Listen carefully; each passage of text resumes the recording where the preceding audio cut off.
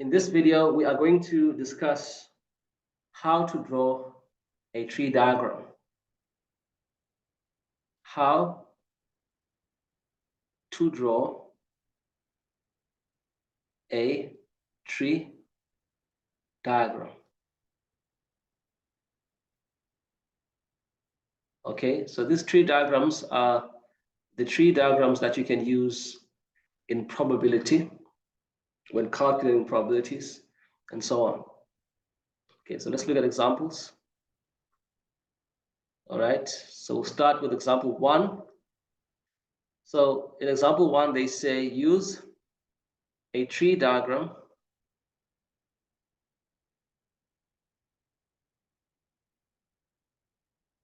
to find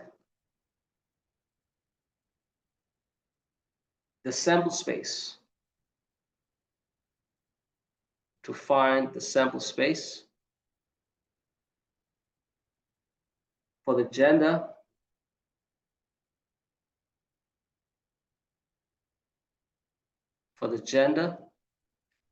of 3 children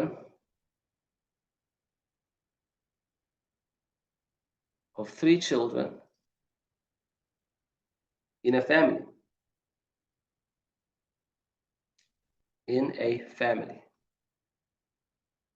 All right, so that's the instruction. Use a tree diagram to find the sample space for the gender of 3 children in a family. So in this case, the order does matter. So the family has 3 kids, first child, second child, and third child. So we want to know what are the possible combinations. All right, what are the possible combinations of children, of 3 children that this family can have? So the order in this case, we look at it, and the order in this case does matter. So we'll start. So of course, for the first child can either be a boy or girl. Okay, B, G, that's for boy and girl. So the first child can either be a boy or a girl. So we just thought 2 arms like this for boy and girl, which are the 2 possibilities for the first child. And we call this, of course, the first child. That's the first child. That's the first level of the tree diagram. And for the second level, again, there's 2 possibilities for the second child. The second child can either be a boy or a girl. And for the second level of the tree diagram, we draw 2 arms emanating from each of the possibilities of the first level. Okay, so 2 arms emanating from B and 2 arms emanating from G. And we write the 2 possibilities for this level. And this level, of course, it corresponds to the second child. This level corresponds to the second child. All right, and on the third level, you do the same thing, and you draw 2 arms emanating from each of these possibilities. So you got BG, because again, the possibilities for the third child are the same. You can either get a boy or a girl. So you write BG, BG like that. Okay, it's B, G. And lastly, you do it here. All right, put B, G. And this over here, obviously, is the third level of the tree diagram corresponding to the third child. And then now, after you do this, you're going to write down the possibilities, or the possible, you're going to write down the combination, the possible combinations in this. And the way you do this is that you just basically go along each of these arms and then you write down the corresponding outcome. So the first outcome will be B, B, B. That's the first outcome. All right, B, B, B. That basically means that the first child is a boy, second child is a boy, and the third child is a boy in that possibility or in that outcome or in that possible outcome. And in the second possible outcome, you go B, B, G. That corresponds to the following. Corresponds to the following outcome. The first child can be a boy, second child a boy, third child a girl. Okay. All right. And then thirdly, first child can be a boy, second child can be a girl, and the third child can be a boy. Okay, so boy, girl, boy. And of course, next is boy, girl, girl. Okay, it's boy, girl, girl.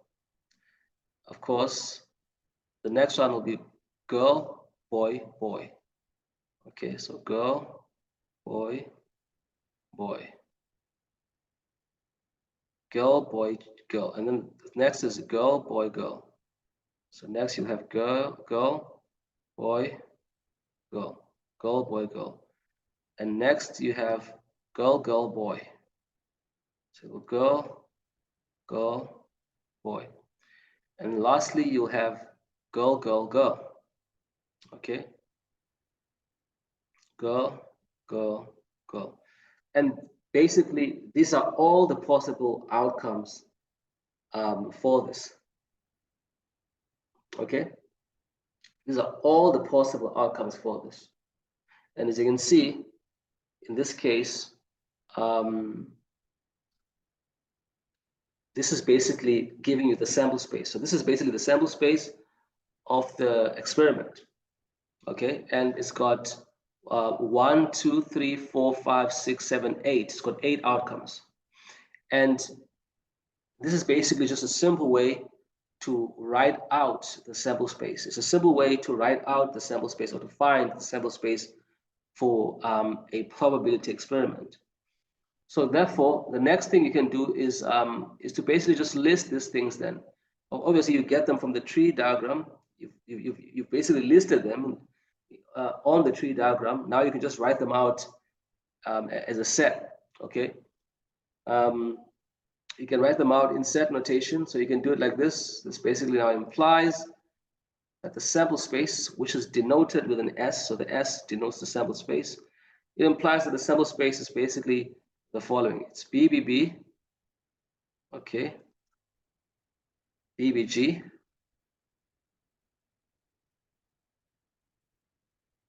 BGB, BGB, BGG, okay, BGG,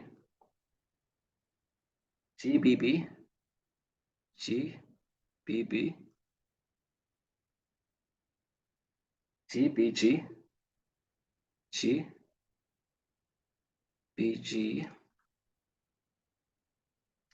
GGB, GGB, and lastly is GGG. I'm basically writing out in this set, which is the sample space, the outcomes that I got from the tree diagram. So let's count again. It's 1, 2, 3, 4, 5, 6, 7, 8 outcomes. So I've got all the 8 outcomes, and that's your sample space.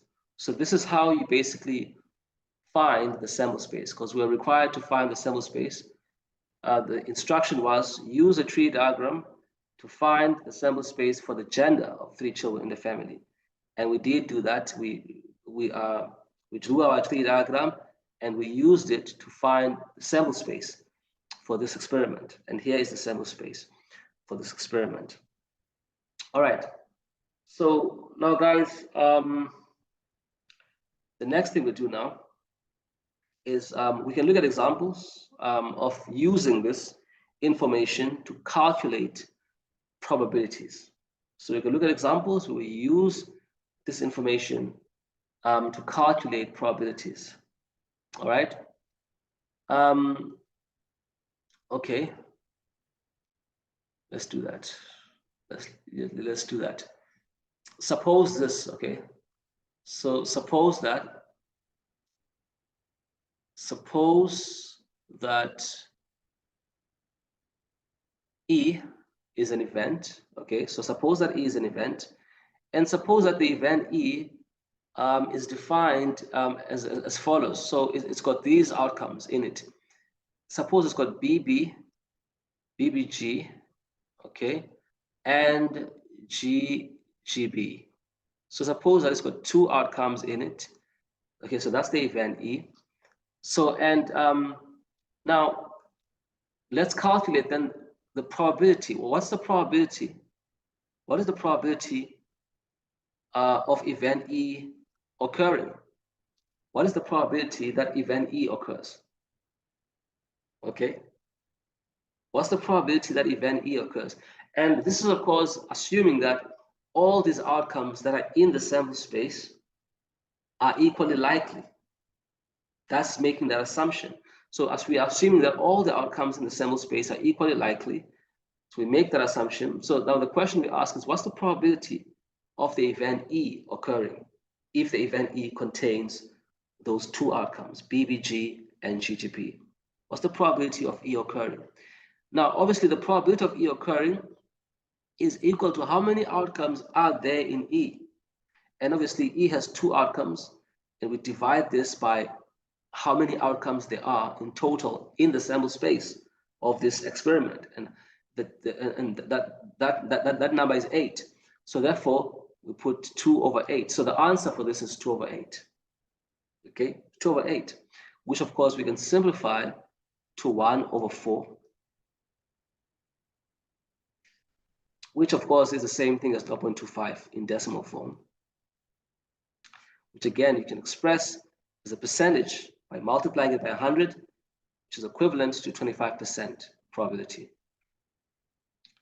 All right, so that's 25% chance of this event happening. There's 25% chance of this event happening. So that is basically then what the outcome is. This concludes what we had to discuss in this video. Again, guys, if you have any questions about this work, you can email me. My email is available here on my channel. You can email me, send me an email. And if there's any comments that you want to make, you can make a comment on the video. You can press the like button if you like the video. And also, if you enjoy and if you like the material, if my material helps you in any way, then go ahead and subscribe so that you don't miss out on any of my future videos.